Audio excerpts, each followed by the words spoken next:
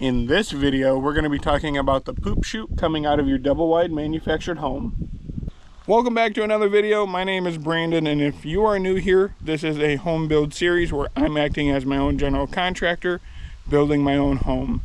And in today's video, I plan on having the septic system fully installed with a tank sitting here. That way I can finalize everything here. That way my poop has a place to go.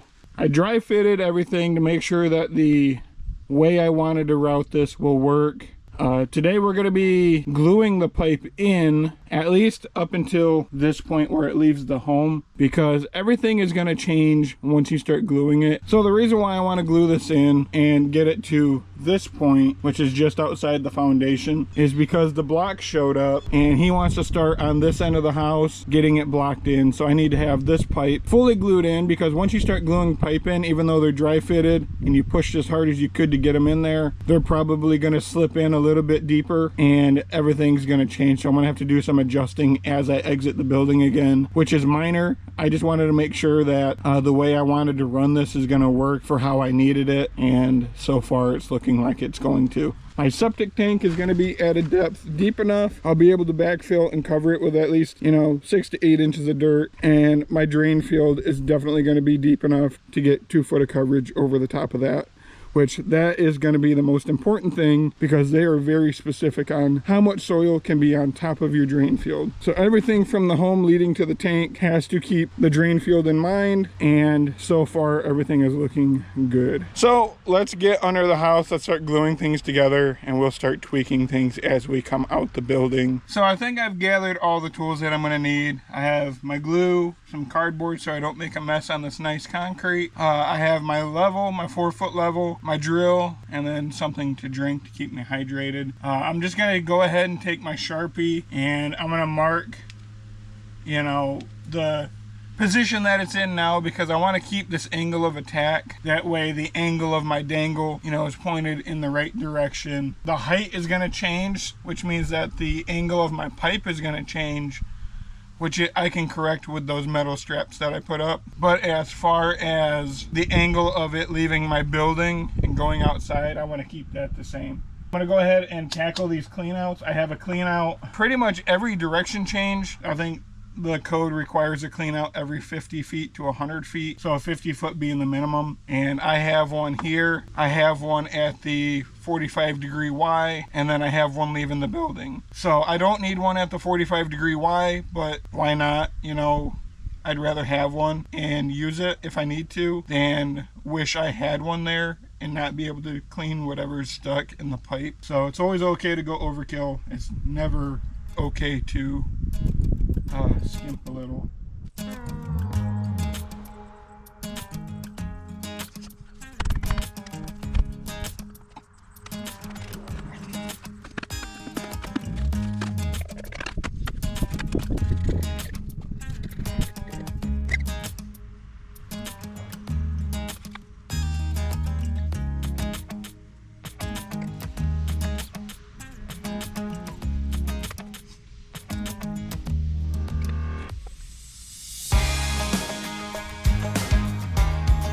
Before we get too far, I just want to let you guys know I'm not a licensed plumber. In the state of Michigan, it's okay for the homeowner to do their own work as long as you get it inspected and it passes inspection. So everything I do has to meet code. If you're a licensed plumber watching this and I do something that you probably wouldn't do on a job, well, let me know down in the comments, but I apologize in advance. I'm not fully educated, I guess is the right terminology. I know enough to get me where I need to go, and I'm always open to learning. But as far as actually being licensed and knowing 100% what I'm doing, I'm not quite there yet.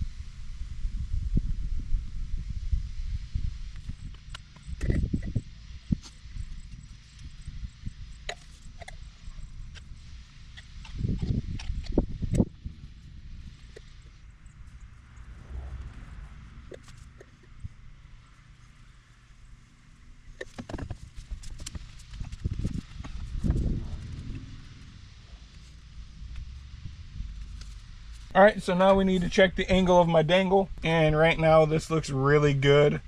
With a 4-foot level, code states that the pipe needs to fall 1/4 inch per foot. So if you times 1/4 inch times 4, because this is a 4-foot level, you need to have a 1-inch gap at the one end of your level. We're splitting the bubble. We look pretty good there.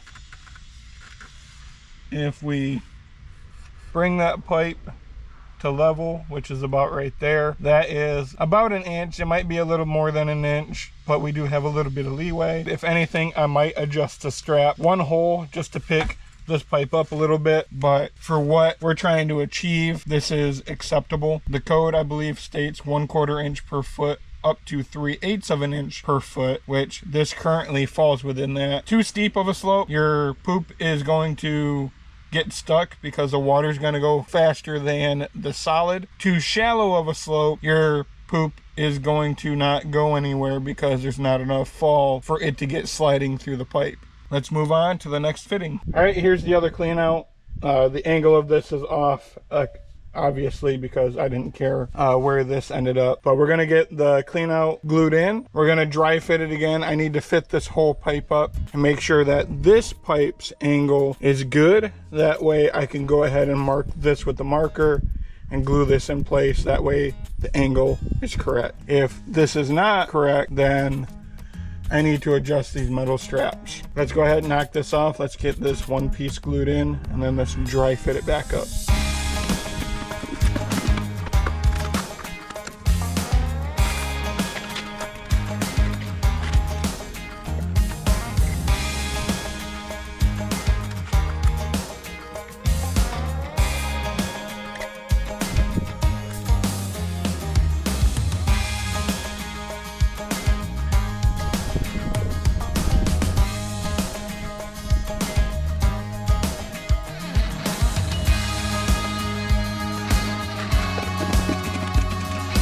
All right, so now we need to get this dry fitted again.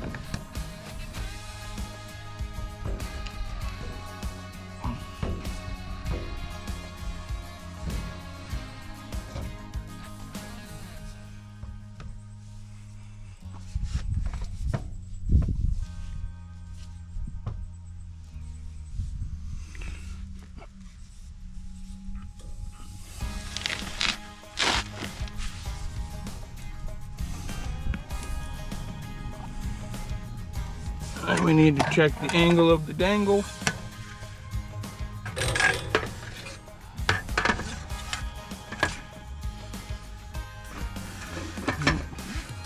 get it down to where it's on the actual pipe. Can you guys see that? Bring it to level. It looks pretty close. I think we're good. Which means now I can go ahead and put a bark. That way when I twist this, because you want to glue it, put it on, and then twist it into position. That way any air bubbles or any like scratches or anything like that gets filled with glue. Kind of makes it a more even and uniform gluing. And then this piece will be glued in. And then we can move over here to the 10-foot piece. I'm going to mark it right here on this line. Makes it pretty easy.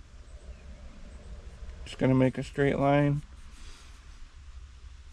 Make it a little bit longer than what it needs to be. And this may not look straight to you, but from where I'm sitting, it's straight to me.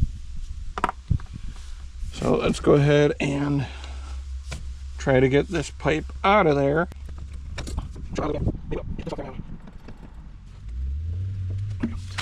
I'm trying to be gentle. You plumbers probably would be more rough with this than I am, but being that I just glued some pipe at the other end, I really don't want it to come off and create more of a problem. I don't do this every day, so I really don't know how things react.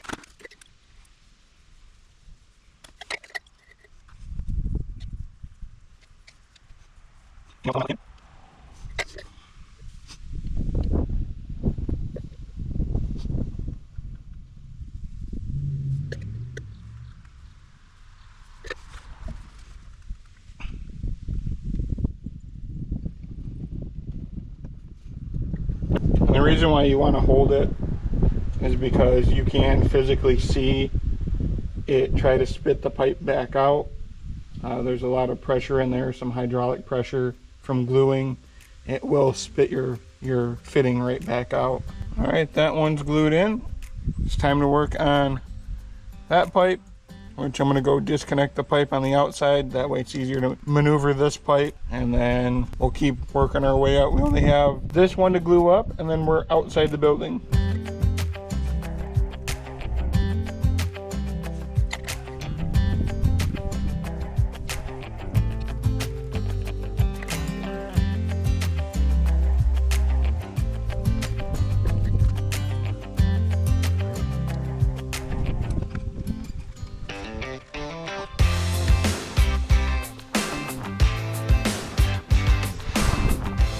Alright, so I went through and adjusted all of my straps to adjust the angle of the pipe, because when you glue it, things do slide in a little bit easier. And this is kind of me showing you the right way of determining your slope. Once you figure out what your bubble looks like the first time, you will not need a tape measure. But basically, put your level on here.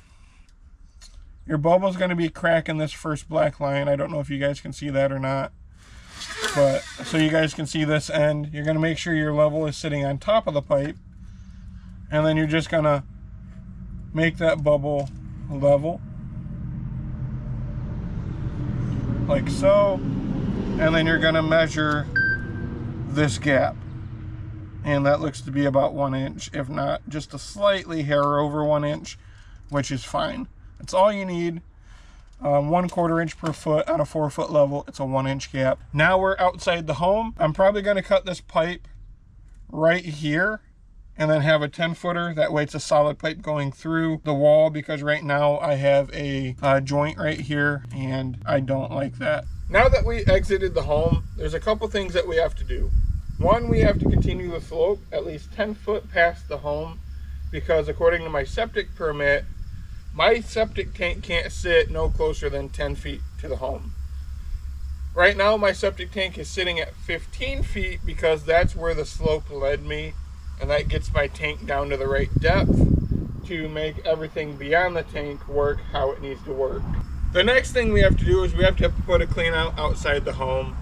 I don't really know the code on this. I think it's within 5 feet of exiting the home. This one's at 3 foot away from the home, just because I didn't feel like cutting that pipe and doing more work. The pipe naturally ended right here, so it kind of worked in my favor. My grid is going to be up here, so this isn't glued on yet. If I can get it off. That's not glued on yet, so this cap is actually going to be up here. So whenever I get back to this job, because I moved on to electrical, just to get that done so I can get power to the house, I'm going to put like a 6-inch riser, 6 inch to a foot, just to get me up here closer to ground, final grade. That way I don't have to dig down and shovel a bunch of dirt if I have to clean out here. So now that the plumbing is all done, we can go ahead and set our septic tank. So make sure you hit that subscribe button, because we'll be setting that septic tank, and we're going to be setting my dad's septic tank. And you guys are going to see kind of how hard mine was to set, some of the mistakes I made, and then you're going to see how easy his was when we corrected the mistakes I made on his. So, see you guys in the next one.